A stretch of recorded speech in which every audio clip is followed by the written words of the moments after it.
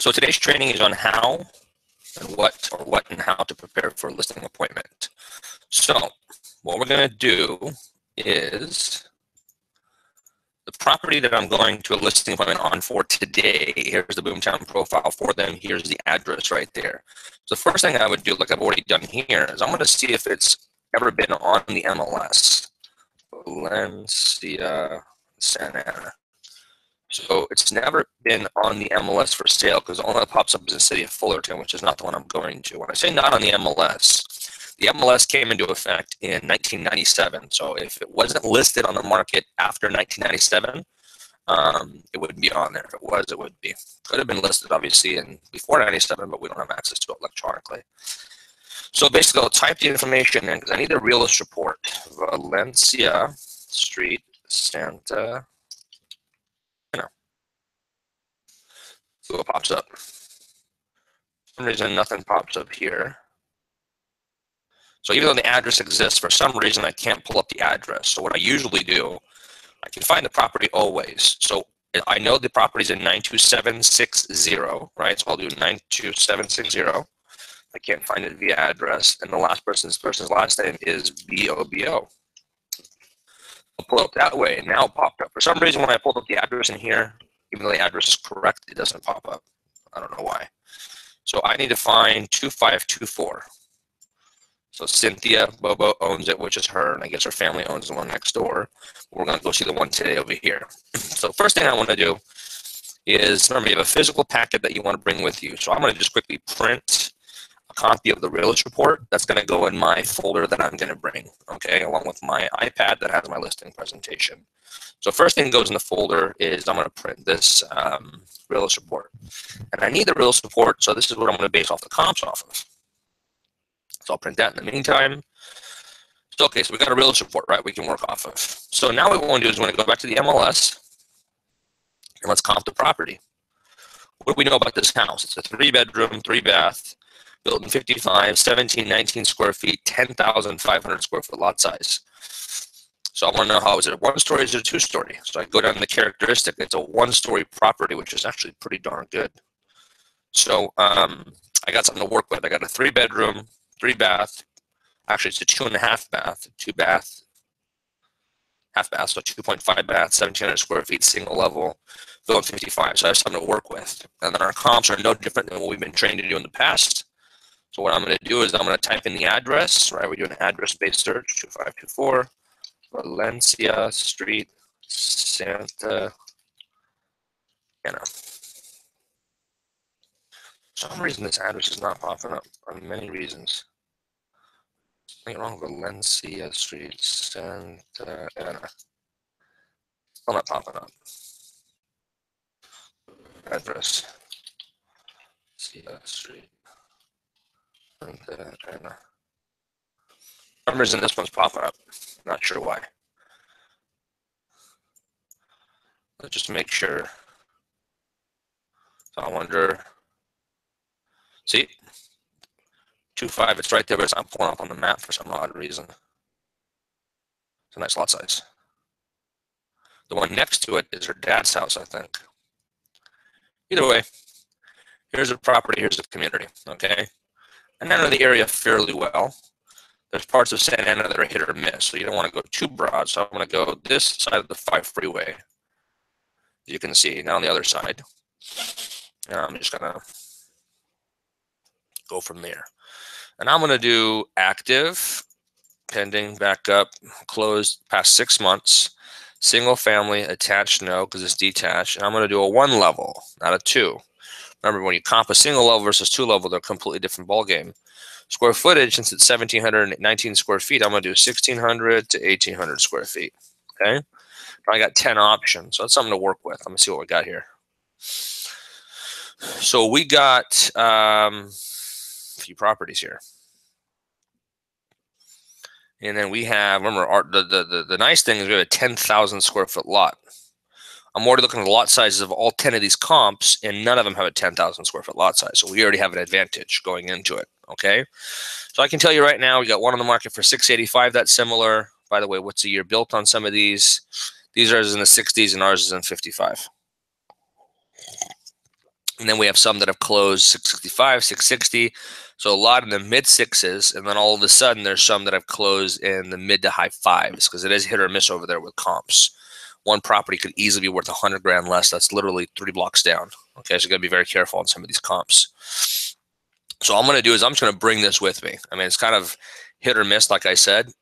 The home could technically be worth somewhere in the 650 range. We've already talked on the phone, and I've kind of pre-qualified her, and she already told me she believes the home is worth somewhere in the low mid sixes. So it sounds like it's this type of property. Plus, we have a huge lot size, so we got something to work with here. So I'm going to print this with me, and I'm going to bring a quick CMA.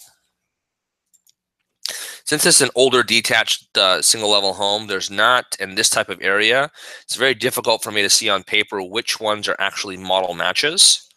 So if I go back, and usually I want to bring at least 1 or 2 model matches, but print the full agent report with the photos as well. I just don't know which one's a model match.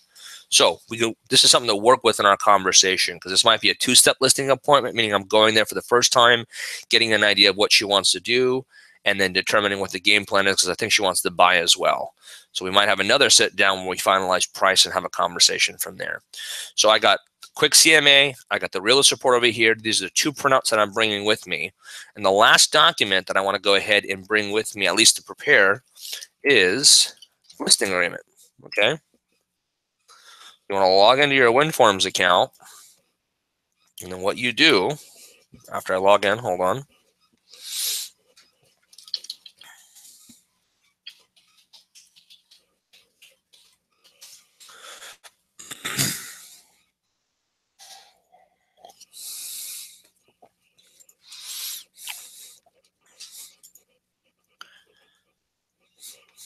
Almost there.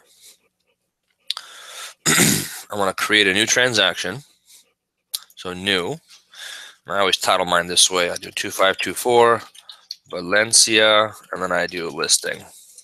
It's easier for our admin staff to find it. Listing, residential, save. I don't have any templates in mind. It's okay. Templates make things more efficient. Yet to me, after you do a bunch of these, it's just pure rocket science to find what you need. It's not pure rocket science, sorry. So we're going to need a residential listing agreement, an RLA exclusive. Okay. It has the agency on top. And we're also going to bring an SELM with us, which describes when it's actually going to go on the MLS, because usually when we check our listings, they don't go on the MLS for a little bit. So first document's a disclosure agency on the listing agreement. This person is a seller, and her name is Cynthia L. Bobo off the tax records. You want to follow that. I'm not going to date it, right? Keller Williams Realty, 019-26151. I already know our broker number. Mine is 23187. Okay. So, like I said, templates help a little bit if they're, some of the stuff's pre-filled in, so you don't have to do a lot of the stuff. But like I said, it's very minimal. You got to fill in. Date prepared, I'm going to put today's date. And the one thing I'm going to do is I'm assuming I'm taking the listing today. So the date's going to begin today of the listing taken, and I always put our term for 6 months. So 1, 2, 3, 4, 5 goes back to January 2018 on the 12th. Okay. Described as is the address. Address is 2524 Valencia Street. Okay. And situated in Santa Ana. That's in Orange County. Zip code is 92706.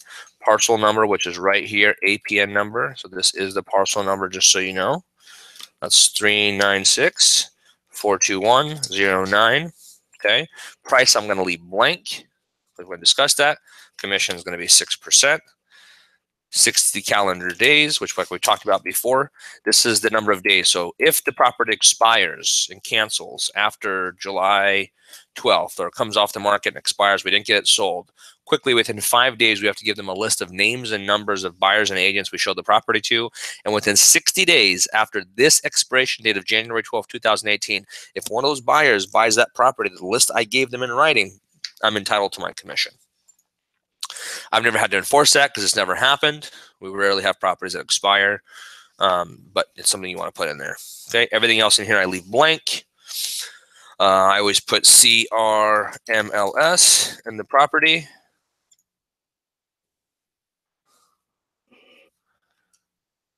Okay. Everything else, for the most part, I can leave blank. And then on this page, what we want to go ahead and do is photography, leave it. As far as sign goes, we're not checking anything on the listing agreement for now, okay? Everything here is checked the way that it is, and then we take it blank. If we got to fill in some things that are included, excluded when we talk to them, we can definitely do that. We want to go ahead and make sure it says California on there, which it does now. Seller's advisory, put today's date on the advisory on the top. And then we want to go ahead and get the SELM ready to go. SELM stands for Seller's Instructions to Exclude Listing for the Multiple Listing Service. Remember, the listing agreement itself, the moment it's executed, it states in listing agreement, the property's got to go into the MLS within 48 hours. When you do an exclusion like this, then it allows you to put the property in MLS at whatever date that you guys determine based off your strategy and launch plan. So you want to make sure 7B as in boy is checked, and you pick the date it's going to go live. And remember, we launch the properties always the same way, and they always go live on a Wednesday. So whatever Wednesday is that you guys pick in the future, that's what you want to look at. So with that said, I have the listing agreement ready to go. So I'm going to press print. Hold on, I'm actually going to print multiple forms. Both of these forms I'm going to print. I'm going to go ahead and bring these with me. Okay.